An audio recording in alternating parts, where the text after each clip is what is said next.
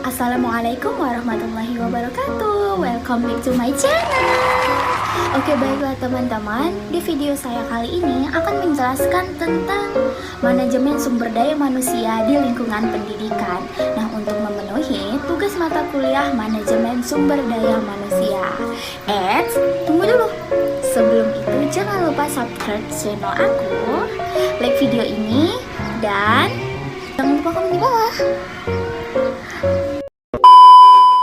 Oke, kita lanjut aja di materinya. Oke, di judul kita kali ini adalah manajemen sumber daya manusia di lingkungan pendidikan. Ada 5 A, B, C, D, E. Kita lanjut yang ke A. A. Sumber daya manusia. Sumber daya manusia adalah kemampuan terpadu dari daya pikir dan daya fisik yang dimiliki oleh individu. Nah, perilaku dan sifatnya ditentukan oleh keturunan dan lingkungannya. Sedangkan prestasi kerja dimotivasi oleh keinginan untuk memenuhi kepuasannya. B. Konsep dasar manajemen sumber daya manusia. Yang pertama, ada SDM sebagai manusia yang bekerja di lingkungan suatu organisasi atau disebut karyawan, pegawai, tenaga kerja, atau personil. Nah, yang kedua, SDM sebagai potensi manusiawi sebagai penggerak organisasi dalam mewujudkan eksistensinya. Yang ketiga, SDM merupakan potensi yang merupakan aset atau harta yang berfungsi sebagai modal non-material atau non-finansial di dalam organisasi, baik organisasi bisnis, sosial, maupun politik. Nah, yang dapat diwujudkan menjadi potensi nyata atau konkret secara fisik. SDM pada dasarnya merupakan sumber daya yang sangat menentukan dan memiliki posisi strategis dalam organisasi. Karena SDM memiliki akal, perasaan, keinginan, kebutuhan, pengetahuan, keterampilan, motivasi, prestasi, dan sebagainya. Yang C, tujuan manajemen sumber daya manusia pendidikan. Yang pertama, tujuan personal atau disebut personal objektif. Tujuan personal yaitu membantu sumber daya manusia untuk mencapai tujuan diri individunya. Tujuan individual ini bertentang dari yang sangat teknis sampai dengan yang asli. Yang kedua, ada tujuan fungsional atau disebut dengan fungsional objektif.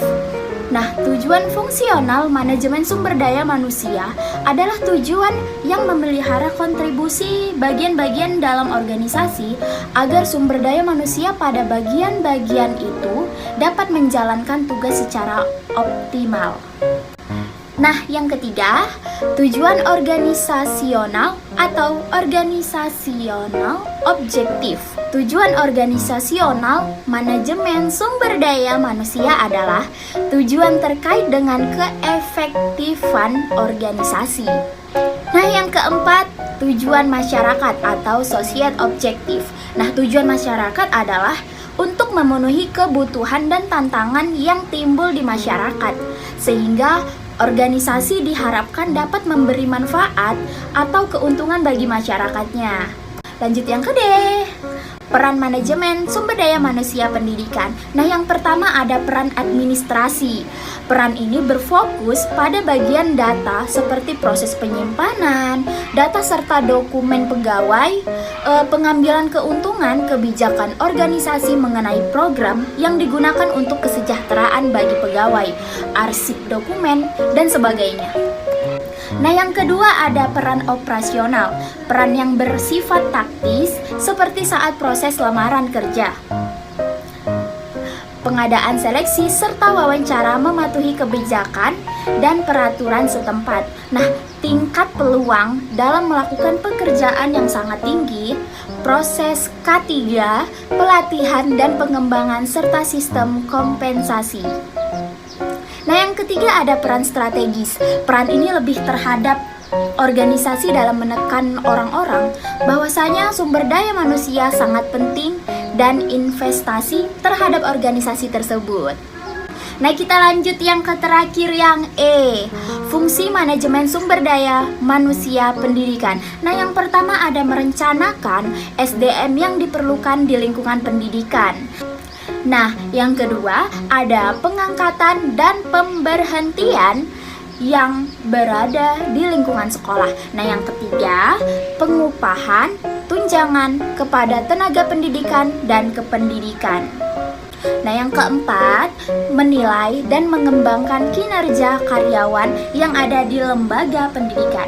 Nah, yang kelima, memberikan kesempatan dalam pelatihan yang bertujuan mengembangkan sekolah.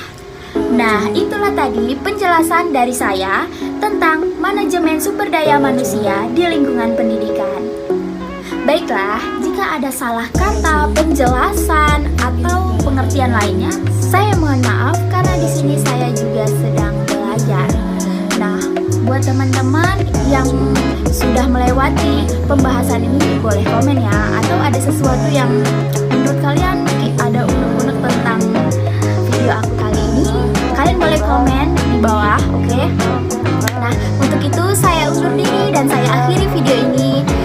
Saya ucapkan terima kasih sebanyak-banyaknya kepada teman-teman yang melihat video ini, dan saya akhiri. Wassalamualaikum warahmatullahi wabarakatuh.